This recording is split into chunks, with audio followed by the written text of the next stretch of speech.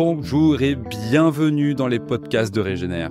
Vous êtes toujours de plus en plus nombreux à écouter, commenter, partager, questionner. Et ça nous touche vraiment. Cette série sur les dents, on le sent, elle fait bouger des choses profondes.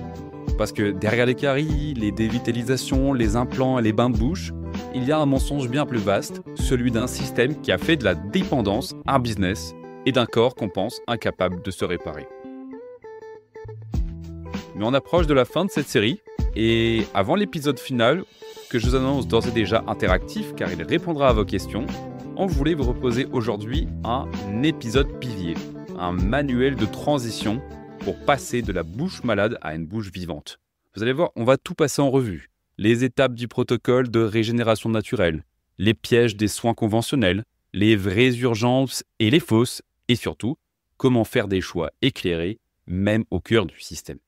Alors installez-vous bien, ouvrez grand votre conscience cette fois, pas votre bouche, et on commence. Ça va être un gros morceau, je vous préviens. On nous a appris que les dents ne repoussent pas, que l'émail est une structure morte, figée, incapable de se réparer. On nous a martelé que les caries sont inévitables, un peu comme la vieillesse ou les apos. Et surtout que seul le dentiste, avec sa fraise, ses seringues et ses résines, pouvait sauver la situation. Que sans lui, c'était l'apocalypse buccale. Mais ce qu'on ne vous a pas dit, c'est que la majorité des soins dentaires modernes sont des rustines sur une barque qui prend l'eau. On bouche, on colmate, on couronne, on visse, mais on ne change pas le bateau. On ne regarde même pas le courant dans lequel il dérive. Car une carie, ce n'est pas une fatalité tombée du ciel. Ce n'est pas la faute à pas de chance, ni même la faute aux bactéries. C'est le symptôme d'un terrain biologique qui s'effondre. Un corps intoxiqué, une salive appauvrie, un pH buccal devenu corrosif. Ou encore un foie surchargé, un intestin inflammé, une immunité à plat. Et dans ce contexte, vous croyez vraiment qu'un bout de résine va régler le problème? C'est comme repeindre les murs alors que les fondations s'écroulent. On éteint des alarmes au lieu d'éteindre l'incendie. Alors oui, il y a un autre chemin. Moins confortable, moins rapide, mais infiniment plus puissant. Un chemin où on ne se contente pas de soigner les dents, mais où on reconstruit l'écosystème entier qui les rend vivantes. Parce que les dents, ce ne sont pas des cailloux dans la bouche. Ce sont des organes, des structures vivantes, sensibles, connectées à tout le reste de votre corps. Elles sont le miroir de votre terrain, de votre digestion, de votre respiration, de votre vitalité profonde. Et tant qu'on continue à croire qu'on peut les découper, les creuser, les tuer, les remplacer, sans que ça ait des conséquences, on reste prisonnier d'un modèle délirant. Un même modèle où on vous vend la solution à un problème qu'on a soi-même contribué à créer. Un modèle où on vous dit « mangez ce que vous voulez, on a de quoi réparer », mais réparer quoi si tout le système continue à se désintégrer? Non, ce qu'on propose ici, ce n'est pas une rustine de plus. C'est un retournement complet du regard. Un choix radical, celui de reprendre le pouvoir sur sa bouche, de redevenir acteur par un patient passif, de se reconnecter à l'intelligence du vivant, celle qui sait réparer, à condition qu'on arrête de l'empoisonner. Et ça, c'est le début de la vraie régénération. Vous êtes prêts? Voici. Le protocole de régénération en 5 étapes. Les 5 piliers concrets pour inverser la spirale et nourrir une bouche en régénération. La première étape, c'est détoxifier le terrain digestif et hépatique. Vous voulez une bouche alcaline, une salive nourrissante, un émail qui se reconstruit? Alors commencez par là où tout commence, le terrain digestif, et plus précisément le foie. Parce qu'une salive acide, ce n'est pas un accident buccal, c'est le reflet d'un foie saturé, engorgé de toxines, qui n'arrive plus à traiter. C'est le produit d'un intestin en feu, en dysbiose, en fermentation permanente. Et vous pouvez brosser, rincer ou gargariser avec tous les dentifrices du monde. Si l'acide sort de l'intérieur, vous ne ferez que repousser inévitable. Mais le vrai problème, c'est qu'on ignore complètement ces organes. On ne pense jamais à eux. On vit comme si elles n'existaient pas. Et quand enfin on se réveille, c'est souvent dans une logique de panique ou de performance. Mon foie mal, ok, je vais le purger à fond. 1 litre d'huile, 3 jus de citron et c'est réglé. Eh bien non, ce n'est pas ça le vivant. Ce n'est pas ça l'écoute. Ce n'est pas ça la guérison. Le foie, ce n'est pas un filtre qu'on démonte, qu'on secoue, puis qu'on remonte comme un aspirateur. C'est un organe intelligent, profondément relié au système digestif, au sang, à la bile, aux émotions. Et donc, vouloir le nettoyer à tout prix, sans préparation, sans écoute, sans progression, ça peut être pire que de rien faire du tout. Alors oui, il faut le soulager, mais doucement, en le respectant, avec par exemple des plantes, romarin, pissenlit, chardon-marie, le jeûne intermittent, qui donne au foie du repos, pas de violence, la sudation, qui l'aide en canalisant une partie des déchets vers la peau. Et ce ne sont que quelques exemples. Cela demande un développement autrement plus complet, mais la bonne nouvelle, c'est que ça vient tout bientôt. Ensuite, et seulement ensuite, on s'attaque à l'intestin. Pas à coups de probiotiques industriels et de fibres en gélules, mais avec une alimentation vivante, vraie, diversifiée, non stérilisée. Des aliments fermentés, des légumes crus, des fruits et du repos. Et c'est là que je vais vous inviter à prendre le temps. Parce que tout cela, on va le décortiquer ensemble tout au long du mois de mai. Les prochains podcasts y seront entièrement consacrés. Et une grosse surprise vous attend justement à la mi-mai, le 19 mai exactement, un contenu exclusif et inédit sur Regenère.tv qui va remettre le foie à la place qu'il mérite, celle d'un organe central, intelligent, sensible et fondamental pour toute régénération. Alors, on ne brusque rien, on n'agresse pas le foie, on l'écoute, on le soutient et on réapprend à collaborer avec lui. Parce que c'est lui, en silence, qui conditionne la qualité de notre salive. Et donc, la capacité de vos dents à se défendre ou à se décomposer. Après ça, la deuxième étape, je l'intitulerai la révolution nutritionnelle. C'est remettre du vivant dans la bouche. C'est-à-dire que maintenant, une fois que le terrain digestif est en chantier, le foie, l'intestin, la salive, on alimente comment tout ça? Parce que là encore, on touche à l'un des plus grands mensonges de notre époque.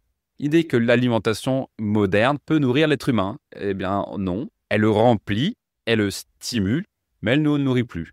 Et certainement pas ses dents. Les dents, comme le reste du corps, ont besoin d'aliments vivants, riches, complets, synergétiques. Or, que mange-t-on aujourd'hui? Des produits ultra transformés, stériles, pauvres, morts. On mange des calories sans information, des textures sans nutriments. En somme, des réserves de vie conçues pour saturer les récepteurs, mais pas pour nourrir la bolus. Et après, on s'étonne d'avoir des caries. Mais c'est mathématique, c'est mécanique. Donc, plus d'aliments industriels égale plus de caries, point final. C'est simple. Chaque fois que vous avalez un plat préparé, une viennoiserie, une boisson sucrée, un yaourt pasteurisé, un pain blanc, un café, vous faites chuter votre pH buccal. De même, vous nourrissez les bactéries opportunistes et le déséquilibre de votre microbiote buccal, et vous tuez votre salive, si je peux m'exprimer ainsi. Et vous affamez vos dents pour continuer sur la même métaphore. Ce ne sont pas les bactéries qui créent les caries, c'est le terrain, encore une fois. Un terrain rendu acide, déminéralisé, dévitalisé par l'alimentation moderne. Et même quand vous mangez bio, si tout est cuit, raffiné, déséquilibré, vous ne reminéralisez pas. Vous stagnez, vous vous usez à petit feu, malheureusement. Alors, place au cru, au fermenté, aux grains nobles, aux minéraux assimilables.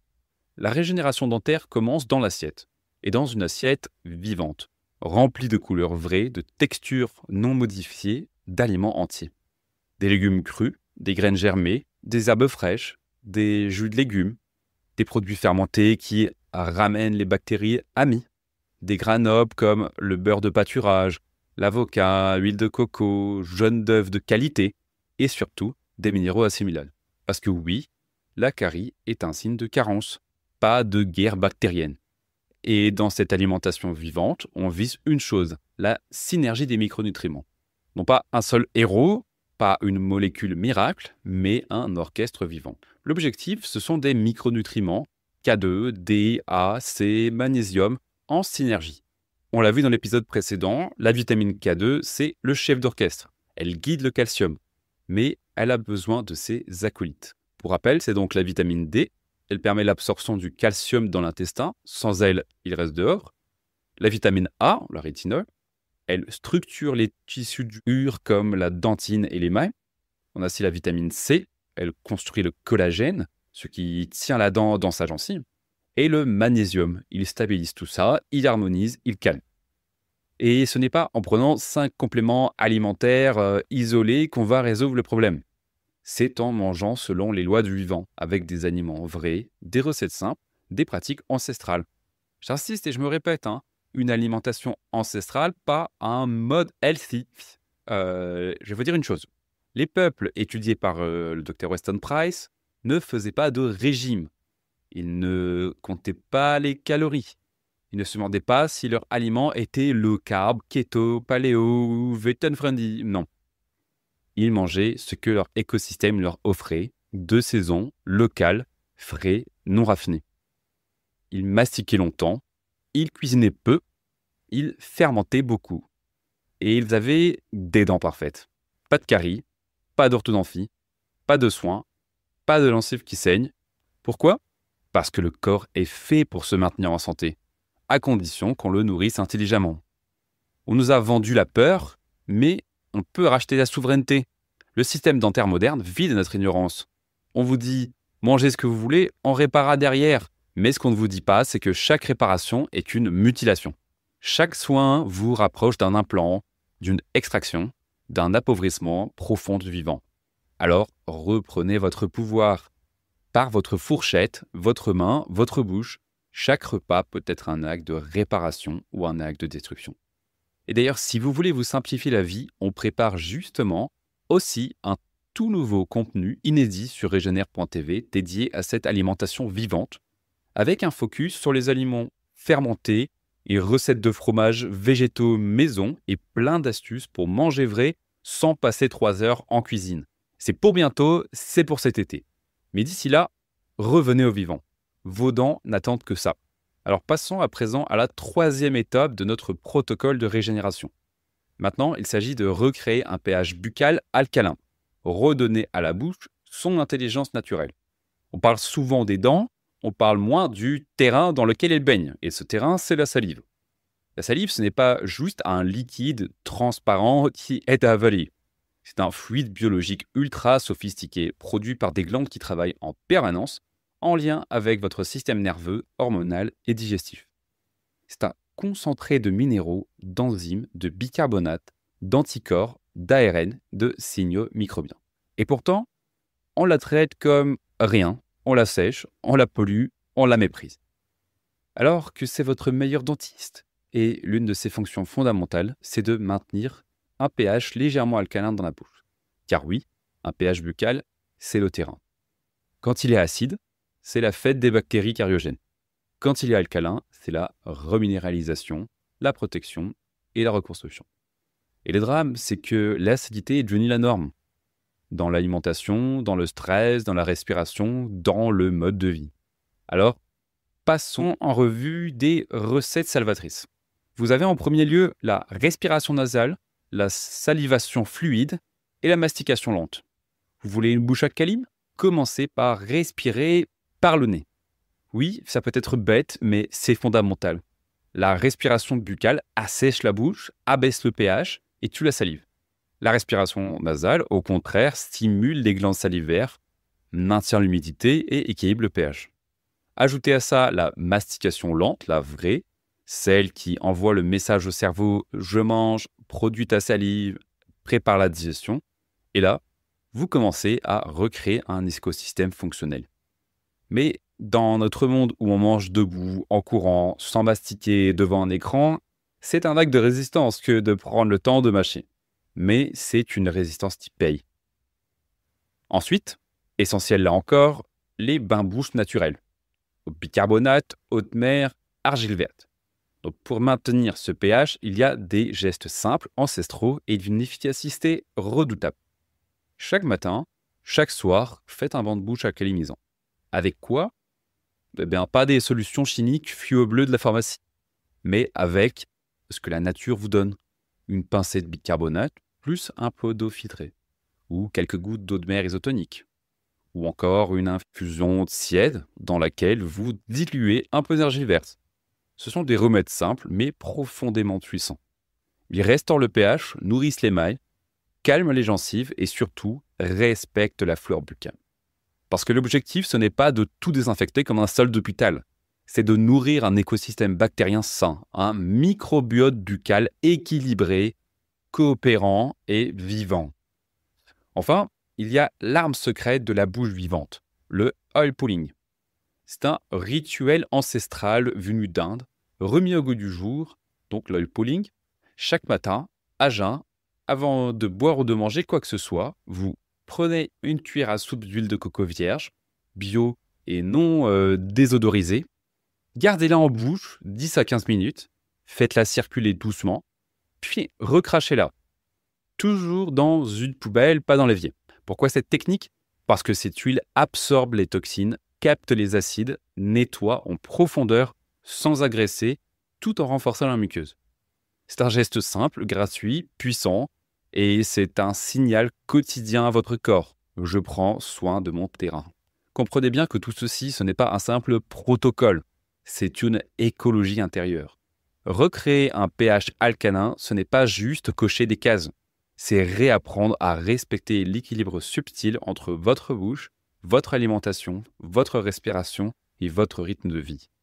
C'est comprendre que vous n'êtes pas un assemblage de pièces détachées, que vos dents ne sont pas indépendantes de votre souffle, de vos émotions, de votre digestion. Et que chaque choix, chaque bouchée, chaque respiration, chaque boisson change le terrain, soit vers la dégénérescence, soit vers la régénération. Et vous savez quoi? Vous avez le choix, chaque jour, plusieurs fois par jour. Alors, étape 4, une hygiène buccale douce et respectueuse. Cessons la guerre contre sa propre bouche. On parle souvent d'hygiène bucco-dentaire comme d'un champ de bataille.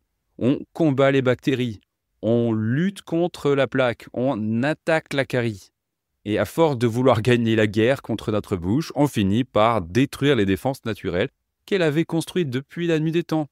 Soyons clairs.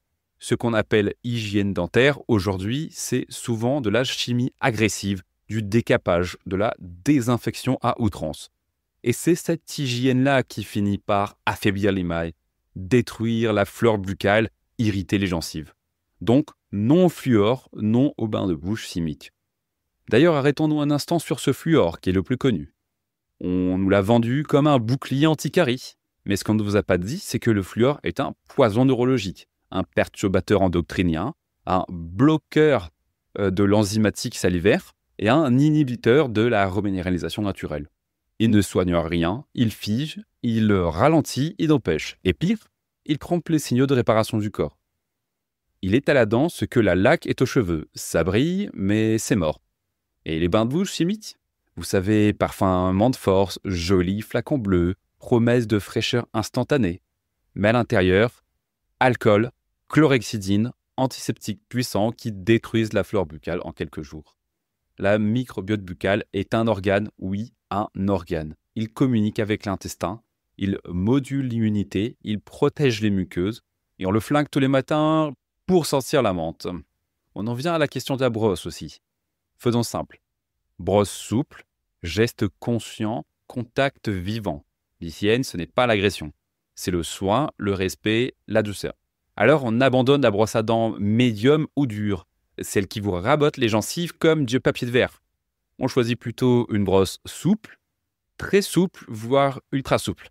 Parce que l'objectif, ce n'est pas de frotter comme un bourrin, c'est de respecter les tissus vivants de la bouche. On brosse doucement, sans pression excessive, en conscience. Et surtout, on ne cherche pas à désinfecter, on cherche à stimuler, accompagner, nettoyer sans traumatiser. Et puis, il y a cet élément fondamental aussi du dentifrice maison.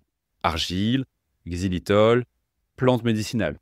Oubliez les tubes industriels à base de silice abrasif, de fluor, de SLS, d'édulcorants synthétiques, de conservateurs douteux et de colorants qui brillent dans le noir. Vous n'avez pas besoin de ça. Vous avez besoin d'argile verte ou blanche qui reminéralise, absorbe les toxines, adoucit les muqueuses. D'un peu de xylitol qui soutient l'alcalinité et freine les bactéries cariogènes, de plantes médicinales, la sauge, le thym, le girofle, la myrrhe, la camomille, etc. Et de quelques gouttes d'huiles essentielles, si vous la tolérez, comme le tea tree, la menthe poivrée ou le citron. Et si vous voulez aller encore plus loin, vous pourriez même ne plus utiliser de dentifrice du tout. Juste la brosse, La salive, la mastication et le respect. Parce que ce n'est pas le dentifrice qui fait le travail, c'est la salive, c'est la mastication et c'est votre terrain. Retenez bien, nettoyer sans nuire, c'est possible, c'est même indispensable. Alors l'idée, ce n'est pas de devenir extrémiste et de jeter tout ce que vous avez dans votre salle de bain, mais de réaliser qu'il y a une autre manière de faire, une manière qui respecte le corps, la bouche, les bactéries, les mailles et les gencives. Parce que la bouche, ce n'est pas une zone à stériliser, c'est un écosystème à entretenir. C'est comme un jardin. Et vous le savez, un jardin qu'on désherbe à l'acide, qu'on piétine tous les jours et qu'on arrose à l'eau de javel, ne donnera jamais de fleurs. Alors, on arrête la guerre, on change d'approche, on revient à la douceur, à la compréhension, à l'intelligence du vivant. Et c'est là que l'hygiène buccale devient une médecine du quotidien. Alors on arrive à la 5e étape et permettez-moi d'en remettre une couche sur la mastication et la respiration parce que je crois que personne ne mesure vraiment les enjeux. Rééduquer la mastication et la respiration, ce sont 2 médecines oubliées de la bouche. On parle souvent de ce qu'on met dans la bouche, mais qu'en est-il de ce qu'on en fait? Comment on mâche, comment on respire? 2 actes qu'on fait des milliers de fois par jour et qu'on a totalement oubliés. Et pourtant, tout commence là. Parce que vous mangez bio, cru, vivant, mais si vous engloutissez vos repas en 4 minutes chrono, en respirant par la bouche, devant un écran sans mâcher, eh bien, vous n'absorbez pas, vous ne reminéralisez pas, et votre corps, au lieu de se régénérer, il s'épuise. La mastication est bien la première brique de la régénération. La mastication, ce n'est pas un détail, c'est un acte médical. C'est le moment où vous commencez à digérer, où vous stimulez les glandes salivaires, où vous préparez l'estomac, le foie, le pancréas, où vous extrayez l'information contenue dans les aliments. Mais aujourd'hui, on ne mâche plus. On avale la nourriture comme on consomme tout le reste, c'est-à-dire vite, distraitement et en apnée. Résultat, salule insuffisante, pH buccal déséquilibré, caries, digestion lourde, inflammation intestinale, fatigue chronique et cercle vicieux. Remettre de la mastication, c'est remettre du temps, de la présence, de la conscience dans nos repas. Et surtout, c'est redonner aux dents leur fonction originelle. Parce que oui, les dents sont faites pour mordre, broyer, malaxer, stimuler. Pas pour se croiser dans le vide ou servir de support à une gouttière. Alors, on prend le temps. On choisit des aliments croquants, entiers, non mixés, non ramollis à l'extrême. Et on rééduque, bouchée après bouchée. Et maintenant, parlons de la respiration. Parce que si vous respirez par la bouche, vous tuez votre salive, littéralement. La bouche sèche, le pH chute, les gencives s'irritent, la flore se déséquilibre, les caries s'installent, c'est mathématique. La respiration buccale, au contraire, est structurante. Elle stimule la salivation, elle filtre, humidifie, réchauffe l'air, elle maintient l'équilibre acido-basique et surtout, elle développe la mâchoire. Oui, vous avez bien entendu, la respiration nasale stimule la croissance osseuse de la face. Elle favorise un palais large, un bon alignement dentaire et une posture stable. Et quand elle est absente, mâchoire étroite, dents qui se chevauchent, sinus obstrué, ronflement, troubles du sommeil, inflammation chronique. Et pour les enfants, c'est encore plus crucial. Si vous avez des enfants, c'est maintenant que ça se joue. Un enfant qui respire par la bouche, qui mange mou, qui mâche peu, va développer une mâchoire atrophiée, un palais étroit, des dents mal alignées. Et derrière, ce sera orthodontie, extraction, appareil, souffrance inutile. Mais si vous stimulez la mastication, la respiration nasale, les aliments croquants, la posture droite, alors vous permettrez au corps de se structurer harmonieusement. Et c'est ça la vraie prévention dentaire. Pas les visites annuelles chez le dentiste avec un stylo dans la main et la fraise dans l'autre. Non, une hygiène de vie, pas une hygiène de surface. La mastication et la respiration sont des médecines.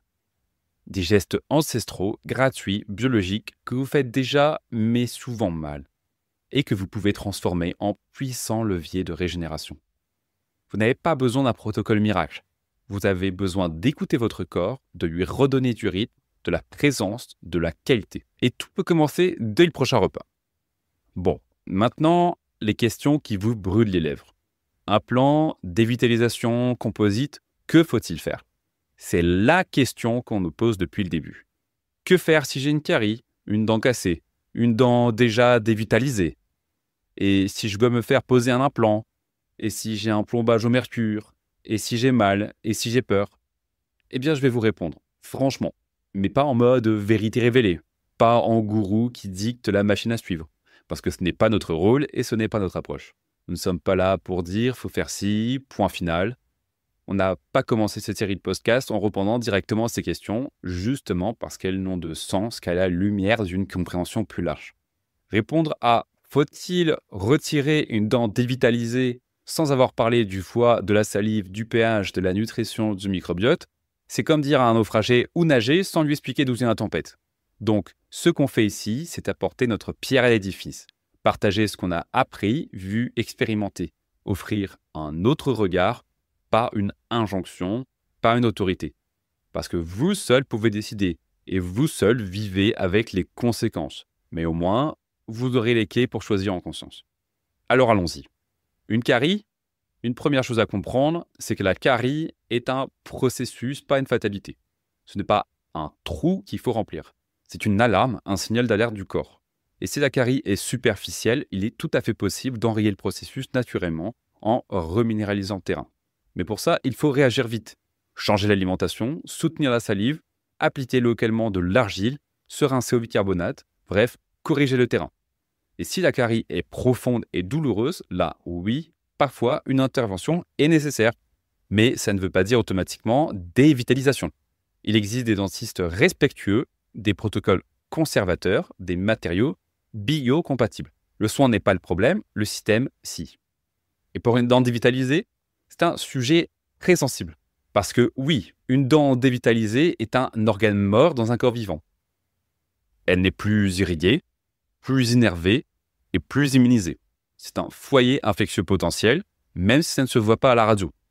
Et dans certains cas, ces foyers sont liés à des pathologies chroniques lourdes.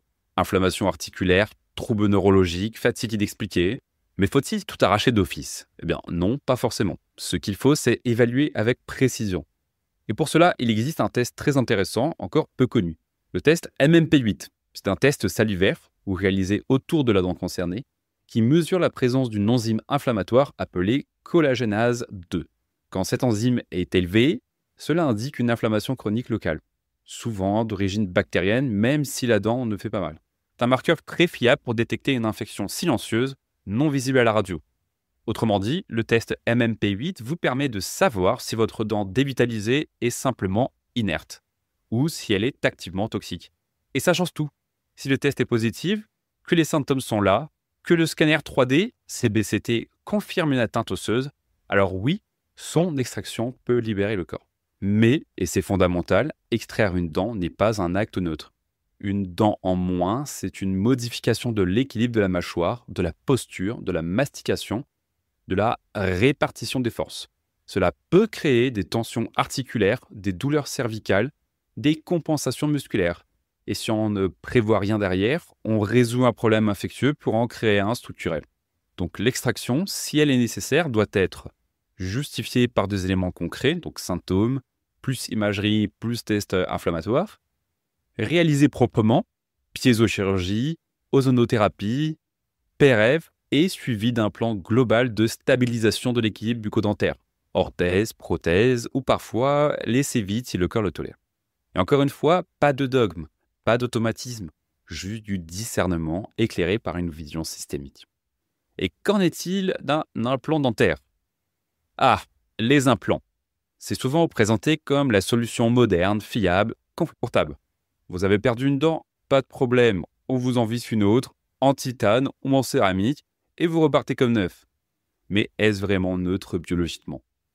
Est-ce qu'un implant, même bien posé, s'intègre vraiment dans l'intelligence du corps vivant? La vérité, c'est que non. Un implant est un corps étranger, point. Qu'il soit en titane, en zircon ou en emballage éco-conscient, c'est un objet inerte qu'on vise dans l'os, là où il n'y a ni ligament, ni innervation, ni retour lymphatique. C'est un élément mort dans une structure vivante. Et ça, le corps ne l'oublie jamais. Même s'il s'intègre bien dans l'os, même si ça ne fait pas mal, il crée une perturbation énergétique, un champ de tension, une rupture d'information. Il agit comme une antenne passive, un point de résistance, un micro-stress permanent dans l'organisme.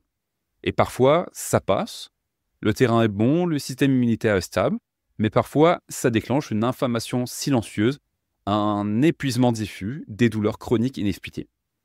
Et on ne fait jamais le lien, parce que l'implant n'a pas bougé, tout est cicatrisé, mais le corps, lui, n'a jamais accepté. Et c'est surtout un acte structurel irréversible. Quand on pose un implant, on perce l'os, on le troue. On remplace une structure vivante, sensible, vascularisée par une vis mécanique rigide, permanente. Et là encore, ce n'est pas neutre. On modifie la mécanique de la mâchoire, la posture, l'occlusion. Et si on ne rééquilibre pas tout autour, articulation, dents voisines, respiration, muscles, on crée des compensations, des douleurs cervicales, des troubles de l'ATM, donc articulation temporomandibulaire, et parfois une spirale qu'on ne comprend plus. Alors, faut-il fuir tous les implants? Non, encore une fois, pas de dogme. Il y a des situations où un implant bien toléré dans un terrain stabilisé peut rendre service, redonner une fonction masticatoire, stabiliser une occlusion. Mais ça ne doit jamais être une solution automatique. Tenez, un exemple proche. Thierry n'a jamais caché dans ses vidéos que suite à un gros accident de la circulation, il s'est retrouvé dans une situation où la seule option qui lui a été proposée a été de placer près de 18 implants, je crois, dans sa bouche, et visiblement, il les a bien tolérés jusqu'à présent. Et pour en avoir discuté avec lui, cet acte chirurgical a été un véritable acte de torture pour lui, un traumatisme inouï. Alors, avant de poser un implant, il faut se poser des vraies questions. Est-ce que mon terrain est prêt pour l'accueillir? Mon système immunitaire est-il en paix? Ai-je exploré d'autres options? Le praticien est-il formé à la biocompatibilité? Est-ce un implant en titane ou en zircon? Quelle est sa nature vibratoire? Parce qu'un implant, c'est pas une dent, c'est un substitut, une béquille, et si on en a besoin, pourquoi pas, mais il faut le faire les yeux ouverts. Et si je vis déjà avec un implant, me diriez-vous? Il n'y a pas de panique. Ce n'est pas parce que vous avez un implant que vous êtes condamné. Mais posez-vous cette question. Depuis que je l'ai, est-ce que je me sens aussi bien qu'avant, mieux ou un peu affaibli sans raison? Si tout va bien, ne touchez rien. Mais si vous ressentez des troubles chroniques, diffus, ça vaut la peine d'explorer. Scanner CBCT, évaluation du tissu osseux autour, inflammation locale, etc. Encore une fois, ce n'est pas noir ou blanc, c'est du cas par cas et surtout du bon sens biologique. Alors, composite, amalgame, résine, que penser de ce qu'on a déjà en bouche? Eh bien, parlons maintenant de ce qui se cache dans vos dents, ou plutôt de ce qu'on y a mis. Souvent, sans vous demander votre avis, ni vous expliquer les implications biologiques à long terme. Parce que la réalité, c'est que la majorité des restaurations dentaires actuelles, composite, résine, amalgame, sont composées de matériaux très loin d'être neutres pour le corps humain. Et là encore, ce n'est pas un jugement, c'est un constat biologique. Pas une condamnation des dentistes, mais une alerte sur les choix de matériaux imposés par le système. Commençons par les amalgames au mercure, car c'est le grand tabou. Les amalgames dentaires, aussi appelés plombages, sont les petits morceaux d'alliage gris, souvent posés dans l'enfance, et toujours là 30 ans plus tard. Problème, ils sont composés à plus de 50% de mercure. Un des neurotoxiques les plus puissants connus à ce jour. Un perturbateur de l'immunité, de la thyroïde, du cerveau, des reins. Et pourtant, on les a posés dans la bouche des millions d'enfants pendant des décennies. Et on continue. Même si on vous dira que le mercure est stabilisé dans la dent, jusqu'au jour où il n'allait plus. Quand vous mâchez, buvez chaud, grincez des dents, faites du sport, chaque jour, des micro-vapeurs de mercure sont relarguées. Et ça s'accumule. Alors oui, les amalgames posent problème. Mais attention, les retirer n'est pas anodin. Parce qu'en les forant, on libère un pic de toxiques énorme. Et si ce n'est pas fait avec un protocole strict de protection, digue en caoutchouc, aspiration spécifique, ventilation, supplémentation, vous vous intoxiquez encore plus qu'avant. Donc, si vous avez des amalgames, ne les enlevez pas à l'aveugle. Faites un bilan terrain, préparez votre corps et choisissez un praticien formé à l'extraction sécurisée. Et maintenant, les composites. Ces jolies restaurations blanches censées être plus modernes, plus propres, plus esthétiques. Mais savez-vous de quoi elles sont faites? Eh bien, de résines époxy, de plastique technique, de particules de charge minérale et souvent de bisphénol, de formaldéhyde, de solvants cancérogènes ou perturbateurs endocriniens. Ces matériaux sont relativement stables en apparence, mais ils peuvent, avec le temps, l'usure, l'acidité, le chaud-froid, libérer des composés toxiques à microdose. Et là encore, ce n'est pas dramatique pour tout le monde. Mais dans un terrain affaibli, inflammé, épuisé, ça peut suffire à maintenir une inflammation de bas grade permanente, à perturber l'immunité, les cycles hormonaux, la vitalité. Et surtout, personne ne vous le dit. On vous dit juste, on va faire un joli composite, ça tiendra bien, c'est blanc, c'est discret. Mais à quel prix biologique? Heureusement, il existe des alternatives. Il existe aujourd'hui des matériaux biocompatibles, plus neutres, plus stables, plus respectueux du vivant. On a par exemple les ciments minéraux, les verres ionomères, les résines sans perturbateurs endocriniens identifiés et des protocoles intégratifs avec un terrain préparé en amont. Le problème, ce n'est pas de réparer une dent. Le problème, c'est de faire avec des matériaux qui intoxiquent le reste du corps. Et ça, on ne peut plus l'ignorer. Il y a des solutions, des dentistes ouverts, des recherches, mais il faut chercher, comparer, se former et surtout exiger la transparence. Le vrai enjeu, ce n'est pas la technique, c'est la conscience. Ce qu'on vous invite à faire ici, ce n'est pas rejeter tous les soins, mais les replacer dans un contexte. Le soin n'est jamais neutre. Il a un impact, une résonance, une conséquence. Et si vous voulez vraiment régénérer votre bouche, il ne s'agit pas seulement de choisir un bon matériau ou le bon dentiste. Il s'agit de comprendre le sens de ce qui se passe, ce que votre corps vous dit, ce que vos dents expriment et comment vous pouvez agir en profondeur, pas juste réparer les dégâts en surface. Et alors, si on est déjà dans le système, vous avez déjà des amalgames, des composites, des dents dévitalisées, voire des implants, pas de panique, tout n'est pas perdu. Mais il est crucial de faire le tri, de choisir le moindre mal et de réparer le terrain pour la suite. Voici une boussole pour vous orienter. Une dent cariée? Alors, si la carie est superficielle, envisagez une reminéralisation naturelle par l'alimentation, l'hygiène bucco-dentaire adaptée et le soutien du terrain. Vous avez une douleur intense, agissez localement avec des soins naturels, mais évitez la dévitalisation à la légère. Explorez d'abord les alternatives. Vous avez une dévitalisation ancienne? Évaluez l'état de la dent avec un CBCT, le scanner 3D, et un test MNT8 pour détecter une éventuelle inflammation séanceuse. Vous avez besoin d'extraction? Privilégiez des techniques respectueuses, piézochirurgie, ozonothérapie et PRF, plasma riche en fibrine, pour favoriser une bonne cicatrisation. Et surtout, trouvez un dentiste biocompatible. Ils sont rares mais ils existent. Ces praticiens adoptent une approche globale, évitant les matériaux toxiques comme le mercure ou le fluor et intègrent des méthodes naturelles dans leurs soins. Alors, partout dans les commentaires, j'ai eu cette question. Où trouver un dentiste holistique en France? Alors, je n'ai pas la réponse définitive à cette question, mais voici quelques ressources pour vous aider à localiser un praticien adapté. Il y a par exemple un annuaire des thérapeutes, donc c'est une liste de dentistes holistiques dans les principales villes françaises, telles que Paris, Lyon, Marseille et bien d'autres. Et nous allons vous mettre le lien en description de cette vidéo. Et ce n'est pas nous qui avons réalisé, je le précise.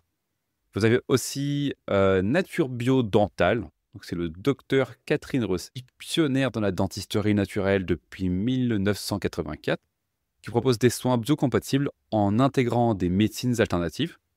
Je sais qu'elle a été en contact avec Thierry à une époque et nous espérons qu'elle nous fera l'honneur de venir sur cette chaîne dans un avenir proche pour une suite vidéo à ses podcasts sur les dents.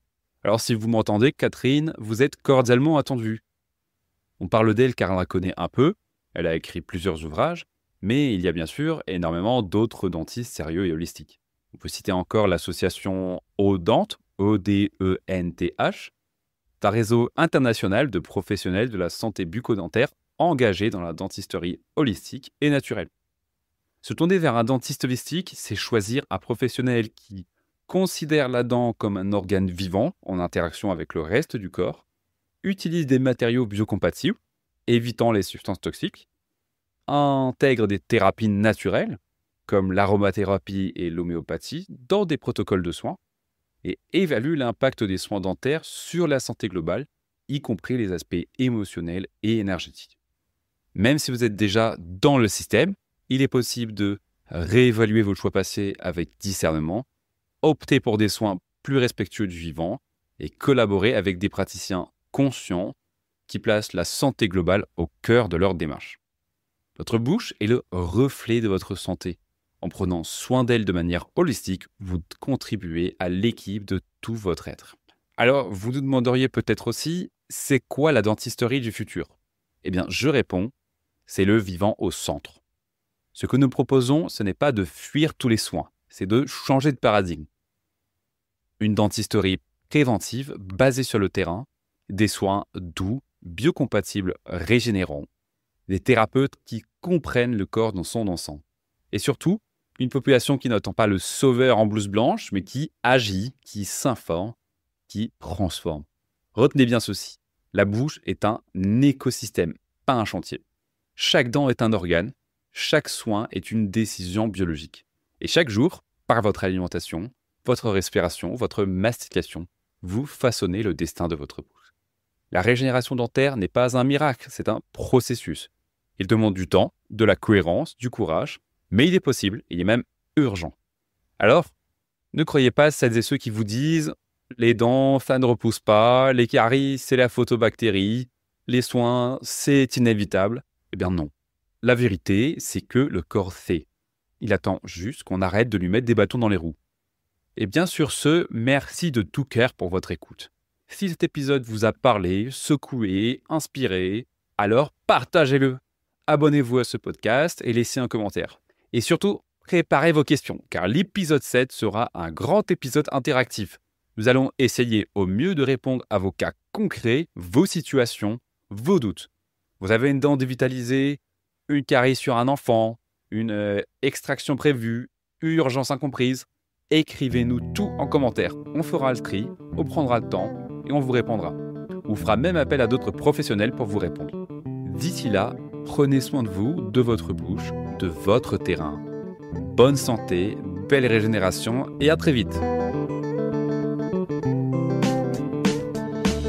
Paciencia y arte, arte y paciencia, sueños para darle sentido a nuestra existencia. Arte y paciencia, paciencia y arte, cuanto más lejos apuntes más conseguirás llevarte. El mundo es así, la vida es dura, esto no es Bambi, van viniendo más putadas, van viniendo hasta que cambia. Cerrado en la esfera de un reloj, esperando me quedé pensando en ti y acabé perdiendo el tiempo.